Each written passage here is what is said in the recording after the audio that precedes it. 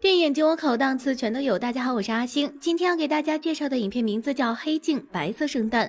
在未来世界里，科技迅速发展，就连泡妞也有了可操作的线上课程。这天，宅男乔治就报了一个撩妹教程班，由对面的 PUA 大师拉卡在线教学。果然，在拉卡的指导下，乔治很快就泡到了自己的女神。对方是一个安静的黑发妹子，她已经厌倦了世俗。乔治按照拉卡的安排，顺着她的心意说话。妹子听完乔治的发言后，当即感觉自己找到了人生的伴侣，她热烈地吻了乔治，并把他带回了家。此时 PUA 社区的其他会员都开始欢呼尖叫。原来 PUA 社区有一条潜规则，每一个学习过 PUA 技术的人在成功找到对象后都必须全程直播，不管他们在做什么。画面一转，乔治和妹子回到家里后，会员们都非常兴奋，等着看好戏。但他们怎么也没想到，这个女生并不简单。她带乔治回家可不是为了与他发生关系，而是因为乔治也和她一样厌恶着这个世界。其实这位黑发美女一直想要自杀，但总是没有胆量一个人离开人世。她心想，如果有人能和自己同行就好了，这不正好乔治就来了吗？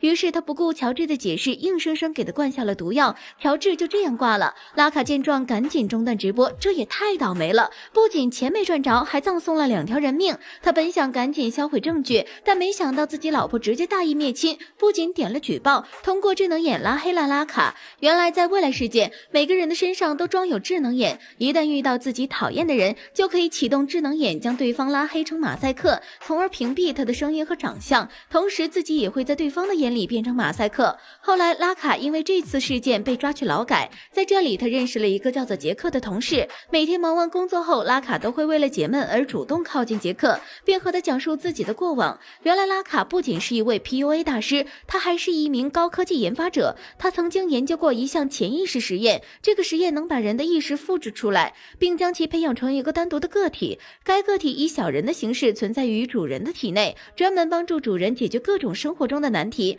在这种潜意识工具的帮助下，每个人都能生活很轻松。唯一不足的是，这个小人总觉得自己不是程序，而是主人的本体。这个故事讲完后，杰克深受触动，他决定也对乔治说出自己的故事。其实在很久之前，杰克曾经有一个女友，两人非常相爱，奈何女友的父亲却并不喜欢杰克。这天杰克发现女友怀孕了，对自己要当爸爸这件事，杰克表示非常开心，但女友似乎很是头大，他坚定地说自己还没准备好要打掉这个孩子。杰克听完后大骂女友冷血，女友一气之下就拉黑了杰克。从那以后两人断了来往。杰克后悔莫及，他非常想念女友，用尽各种方法跟踪女友，即使现在的他只能看见女友的轮廓。唯一让人欣慰的是，杰克发现女友并没有打掉肚子里的孩子，还把他生了下来。不过由于马赛克的关系，孩子到底是男是女，杰克也不知道。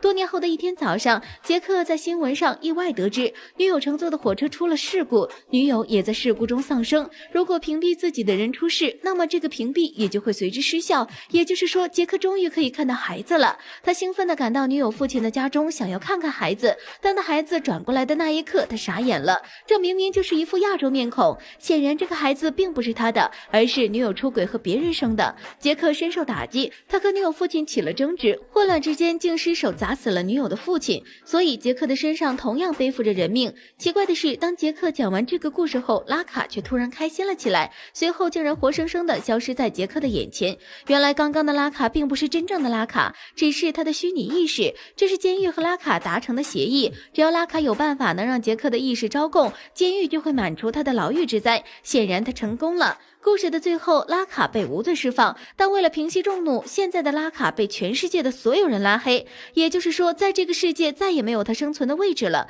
影片到这里就结束了，很难想象满眼都是马赛克的拉卡将来该如何去生活，没有社交，没有存在感，这又和死去有什么区别呢？好了，以上就是本期阿星谈电影，下期节目同样精彩，小伙伴们千万不要错过哦。